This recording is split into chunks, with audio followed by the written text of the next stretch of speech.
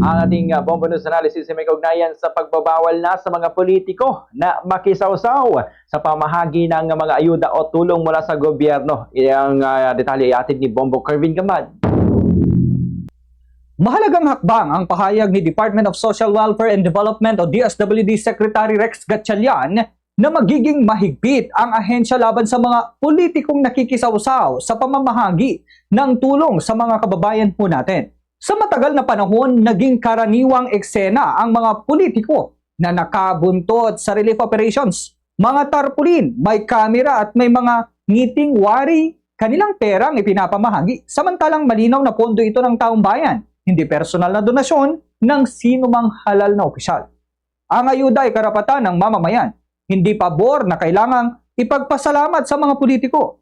Kaya tama lamang na ipagbawal ang presensya ng mga politiko sa distribution site at kung kinakailangan, ipatigil pa ang pamamahagi kapag may biglang sumulpot na opisyal. Ipinapakita nito na seryoso ang DSWD sa pagprotekta sa integridad ng social services at sa dignidad ng mga benepisyaryo. Mahalaga ring paalala ang pagpapatupad ng anti-EPAL provision sa ilalim ng Republic Act number 12314 o General Appropriations Act na nilagdaan ni Pangulong Ferdinand Marcos Jr. Ang batas na ito ay malinaw. Hindi maaring gamitin ang programa, proyekto at pondo ng pamahalaan bilang entablado ng personal na propaganda.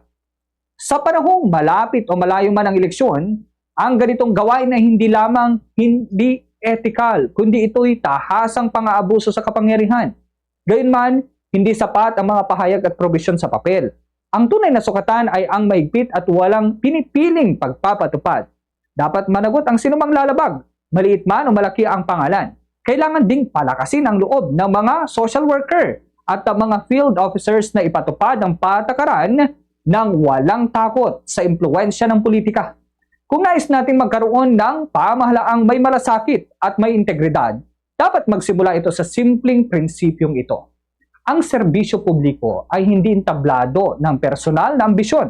Ang ayuda ay para sa mamamayan, walang mukha, walang pangalan, at lalong walang epal. Yan ang ating Bombo News Analysis. Ako si Bombo Kervin Gamad. Basta Radyo, Bombo!